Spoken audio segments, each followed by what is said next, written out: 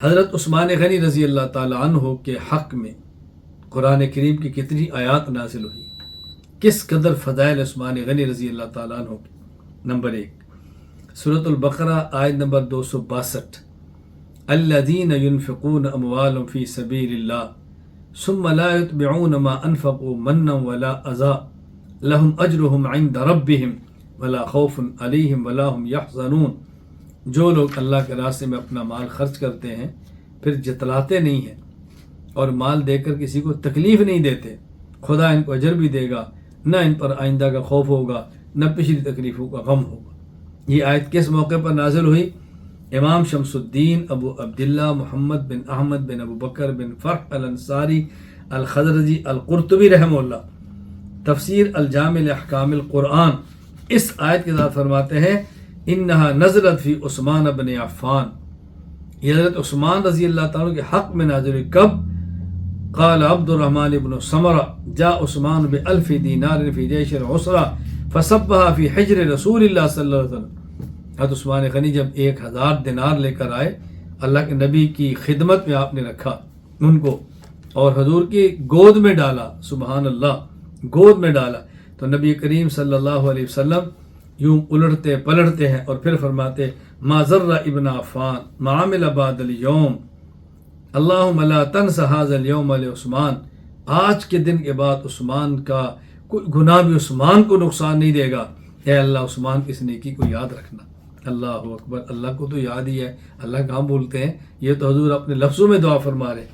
پھر ابو سعید خدری رضی اللہ تعالیٰ عنہ فرماتے ہیں میں نے رسول اللہ صلی اللہ علیہ وسلم کو دیکھا رافعا یدو لعثمان، آپ ہاتھ اٹھا کے عثمان کے اللہ سے دعا مانگتے ہیں اور دعا کیا یا رب عثمان، یا عثمان کے رب، انی رضیت عن عثمان، اے اللہ میں عثمان سے راضی ہوں، فرض عنہ، اے اللہ تو بھی عثمان سے راضی ہو جا۔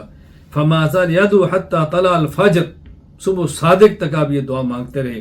فنزلت الذین ينفقون اموالهم فی سبیل اللہ ثم لا يتبعون ما انفقوا منا ولا اذى، پھر یہ آیت میں نازل ہوئی۔ بتاؤ کتنی بڑی فضیلت ہے۔ میں یہ باتیں بار بار آپ کو سمجھاتا ہوں، اللہ کرے میں بات سمجھانے میں کامیاب ہو جاؤں۔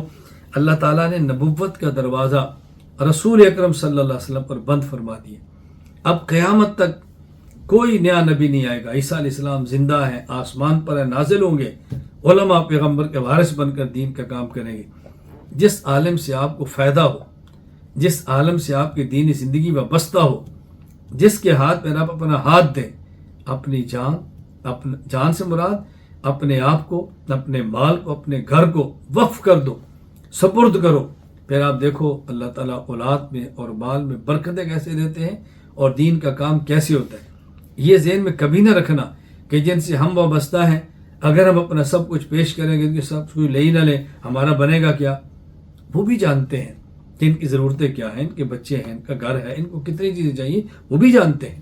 تو یہ بات اچھی طرح ذہن نشین فرمائیں، اللہ تعالیٰ میرا مال، میرا گھر، میری اولاد، میرا سب کچھ اللہ اپنے دین کے لیے قبول فرما لے۔ اللہ تعالیٰ اس بیان کو سننے والے مرد ہوں یا خواتین، ان کا گھر، ان کی جان، ان کا مال، ان کی اولاد، سب کچھ اللہ اپنے دین کے لیے قبول فرما لے تو یہ اللہ تعالیٰ کا ہمارے اوپر یقین فرمائے بہت بڑا احسان ہوگا، بہت بڑا احسان ہوگا، بہت بڑا احسان ہوگا۔ خدا کی قسم ہے کہ اس درد کے ساتھ یہ بات سمجھاؤں، یہ موت کی بات سمجھ آئے گا کہ جب اللہ نے ہمارا کچھ لیا ہے تو ہمیں دیا کیا ہے۔ دنیا میں یہ باتیں کبھی سمجھ آ جاتی ہے، کبھی نہیں بھی آتی، اللہ ہم کو سمجھا دے۔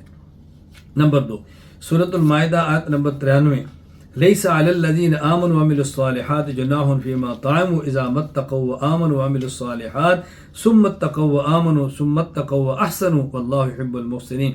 اللہ فرماتے ہیں جو ایمان لائے اور نیک اعمال کیے، پہلے اگر کچھ کھا پی چکے ہیں ناجائز طریقے پر تو گناہ نہیں ہے، شرط کیا ہے؟ آئندہ حرام سے بچیں اور ایمان پر ثابت قدم رہیں، نیک اعمال کرتے رہیں اور مزید احتیاط کریں، ثابت قدم رہیں، پھر مزید تقوی اختیار کریں، نیکی اختیار کریں۔ اللہ ان سے محبت فرماتے ہیں جو نیکی کرتا ہے۔ یہ آیت امام ابو بکر عبداللہ بن محمد ابن ابی شیبہ العبسی الکوفی رحمہ اللہ وفات 235 ہجری، المصنف لابن ابی شیبہ باب فی میسر عائشہ وعلی و طلحہ کے اندر فرماتے ہیں قال علی اخبرهم ان قولی فی عثمان احسن القول، فرمایا کہ میری بات عثمان کی بہترین بات ہے. وہ کیا؟ ان عثمان کان مع الذین آمنوا وعملوا الصالحات، عثمان ان لوگوں کے ساتھ ہے جن کے بارے میں اللہ فرماتے ہیں الذین آمنوا وعملوا الصالحات. نمبر 3 سورۃ الانبیاء آیت نمبر 101 ان الذین سبقت لهم من الحسنى اولئک عنها مبعدون، یہ وہ لوگ جن کی طرف سے ہماری بھلائی مقدر ہے اللہ ان کو جہنم سے دور رکھیں گے. امام احمد بن یحییٰ بن جابر بن داؤد البلازری رحمہ اللہ وفات 279 ہجری انصاب الاشراف البلازری میں فرماتے ہیں محمد بن حاتب رحمہ اللہ فرماتے وکان قدم البصرہ مع علی رضی اللہ ان علی ذکر عثمان فقال ومعه عود ينقط به ان الذين سبقت لهم من الحسنى اولئک انهم مبعدون اولئک عثمان و اصحاب عثمان.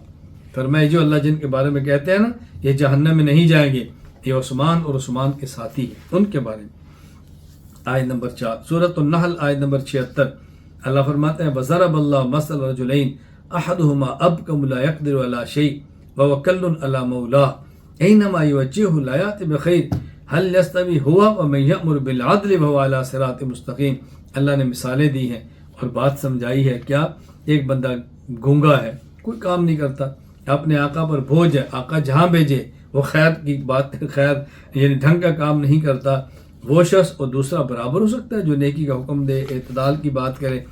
امام محی الدین ابو محمد حسین بن مسعود بن محمد بن فرہ الشافعی رحمہ اللہ وفات 510 ہجری معالم التنزیل فی تفسیر القرآن میں فرماتے ہیں نزلت فی عثمان بن عفان ومولاہ کان عثمان ومولاہ کان عثمان ينفق علیہ وکان مولا یقرأ الاسلام. حضرت عثمان کے غلام تھے، آپ ان پہ خرچ کرتے اس امید پر کہ یہ دین قبول کر لے گا، اور وہ اسلام کو ناپسند کرتا تھا. یہ آیت اتری کہ دیکھو اس سے کوئی خیر کوئی توقع نہیں ہے، بوجھ بنا ہوا ہے، اور عثمان پھر بھی اس کے اوپر لگا رہے ہیں. آیت نمبر 5 سورۃ الزمر آیت نمبر 9 امن هو قانت آناء اللیل ساجدا وقائما يحذر الآخرة ويرجو رحمت ربی قل هل يستوي الذين يعلمون والذين لا يعلمون انما يتذكر اولو الالباب.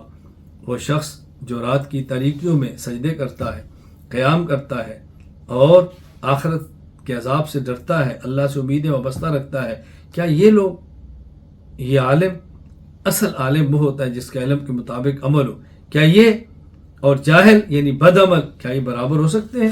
اللہ اکبر. حضرت یحییٰ بکا رحمہ اللہ، امام حافظ عماد الدین ابو الفدا اسماعیل ابن کثیر رحمہ اللہ وفات 774 ہجری تفسیر قرآن کریم تفسیر القرآن کریم کے اندر اس آیت پر فرماتے ہیں یحییٰ بکا فرماتے ہیں انہوں نے عبداللہ بن عمر رضی اللہ عنہ کو سنا، ان نے آیت پڑھی امن وقال، پھر فرمایا ذالک عثمان بن عفان، یہ عثمان بن عفان کے بارے میں. انما قال ابن عمر ذالک لکثرت صلاۃ امیر المؤمنین عثمان باللیل وقراءته حتی انه ربما قرأ القرآن فی رکعت. یہ ان کے بارے میں کیوں فرمایا؟ اس لیے کہ عثمان غنی رضی اللہ تعالیٰ عنہ کثرت کے ساتھ رات بہت عبادت کرتے، حتیٰ کہ ایک رکعت میں مکمل قرآن کریم کو ختم فرما لیا کرتے تھے.